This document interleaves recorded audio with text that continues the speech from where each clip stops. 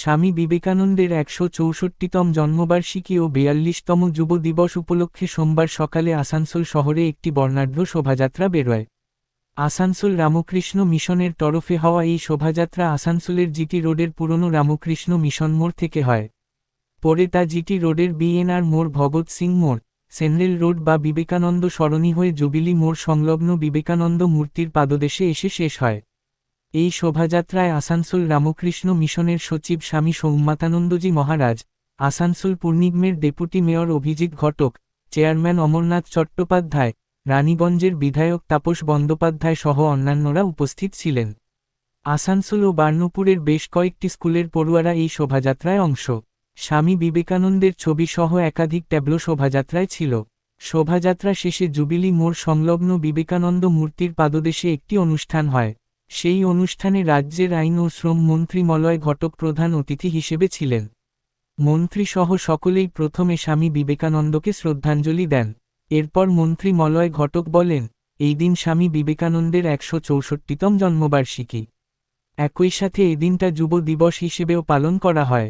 স্বামী বিবেকানন্দ একজন মহান ব্যক্তি ছিলেন, যিনি ভারতকে আন্তর্জাতিক স্বীকৃতি এনে দিয়েছিলেন। শিকাগো ধর্ম সংসদে তার বক্তৃতা এখনও স্মরণীয়। তিনি আরও বলেন, স্বামী বিবেকানন্দ সর্বদা ধর্মীয় সম্প্রীতির পক্ষে ছিলেন এবং বলেছিলেন যে বৈষম্যের চেয়ে বড় পাপ আর কিছু নেই। তিনি সকলকে একসাথে থাকার পরামর্শ দিয়েছিলেন এবং বলেছিলেন যে মানবতার সেবা করাই সর্বশ্রেষ্ঠ সেবা। তিনি বলেন, এদিন স্বামী বিবেকানন্দের জন্মবার্ষিকী এবং আজ এই অঙ্গীকার গ্রহণের দিন যে আমরা সকলেই স্বামী বিবেকানন্দের কল্পনানুসারে ভারতীয় জাতির স্বপ্ন বাস্তবায়নের জন্য প্রচেষ্টা করব। আসানসোল রামকৃষ্ণ মিশনের সচিব বলেন, স্বামী বিবেকানন্দ আজও আমাদের সঙ্গে ওতপ্রোতভাবে জড়িত। তার আদর্শ আমাদের চলার পাথেয়। এদিন সকালের অনুষ্ঠানের পাশাপাশি বিকেলেও আসানসোল রামকৃষ্ণ মিশনে আরও একটি অনুষ্ঠান হয়। এবারের যে মিছিল বা এবারের যে পরিক্রমা বোধহয় একটু দেরি হয়ে গেছে, অনেক রৌদ্রতাপ বেড়ে গেছে, অনেকেই রোদে বসে থাকতে কষ্ট হচ্ছে, তাই আমি বক্তব্য দীর্ঘায়িত করছি না।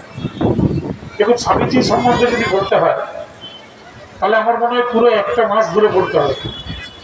1 ঘন্টা 2 ঘন্টা বা একদিন বা দুদিনে শেষ করা সম্ভব নয়। মাত্র 39 বছর তিনি বেঁচে ছিলেন, 39 ইয়ার্স। এই 39 বছরের মধ্যে আমাদেরকে যে আদর্শ, যে দীক্ষা তিনি দিয়ে গেছেন, ভারতবর্ষে পরবর্তীকালে আর তার জায়গাটা কেউ নিতে পারে। একটু আগে বলছিলেন, জীবে প্রেম করে যেই জন সেই জন সেবিছে ঈশ্বর। স্বামীজির বাণী। তিনি আমেরিকার চিকাগো শহরে গেছিলেন ধর্মসভায় বক্তৃতা দিতে। সমস্ত বিদেশি নাগরিকের সামনে তিনি শুরু করেছিলেন কি বলে, my sisters and brothers of America. সবাই কিন্তু অভিভূত হয়ে গেছে। তারই মধ্যে তাকে একজন প্রশ্ন করেছিল যে তুমি কোন ধর্মের? তিনি বলেছিলেন, আমি হিন্দু ধর্ম। তোমাদের ধর্মগ্রন্থের নাম কি? বলেছিলেন, ভগবত গীতা। ওই তো সমস্ত ধর্মগ্রন্থ রয়েছে, দেখো সব থেকে নিচে রয়েছে ভগবত গীতা। বলে এটাই তো আমাদের ধর্ম। ভগবত গীতাই একমাত্র ধর্ম যে সমস্ত ধর্মের ভার নিতে পারে, সমস্ত ধর্মের ওজন নিতে পারে। এটাই হচ্ছে ভগবত গীতার আদর্শ।